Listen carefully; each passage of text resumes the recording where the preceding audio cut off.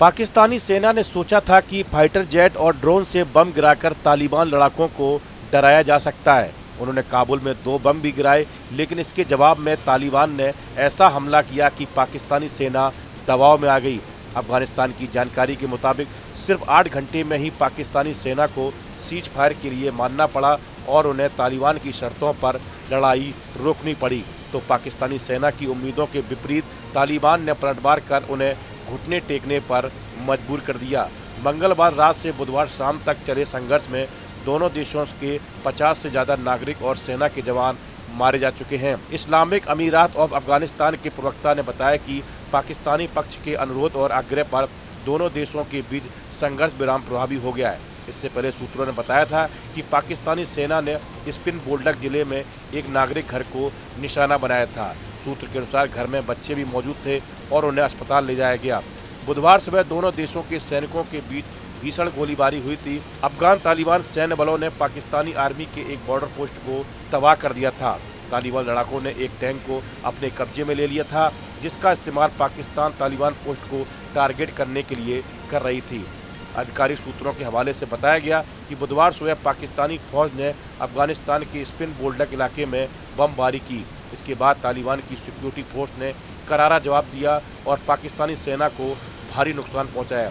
सूत्रों के मुताबिक पाकिस्तानी सैनिकों के शव युद्ध क्षेत्र में ही पड़े रहे और कुछ को जीवित पकड़ लिया गया। इसके बाद पाकिस्तानी सरकार ने विभिन्न माध्यमों से तालिबान के साथ सीज फायर की गुहार लगाई।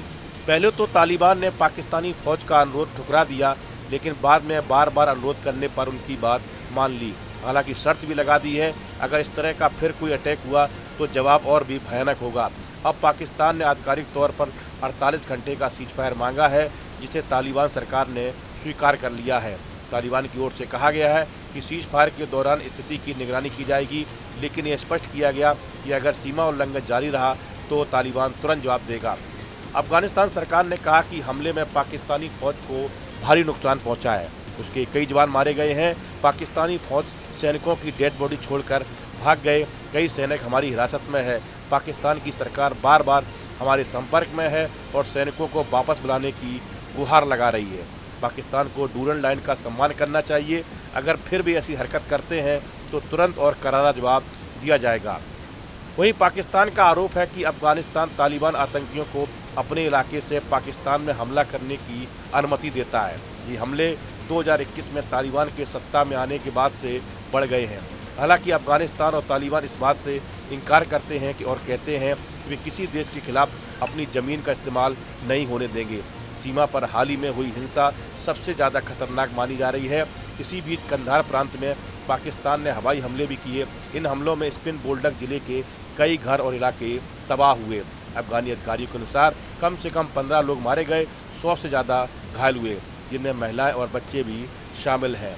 तालिबान के प्रवक्ता ने कहा कि अफगानी बलों को जवाबी कार्रवाई भी करनी पड़ी। इस वीडियो फिलहाल इतना ही। आप बने रहिए न्यूज नेशन के डिजिटल प्लेटफॉर्म के साथ।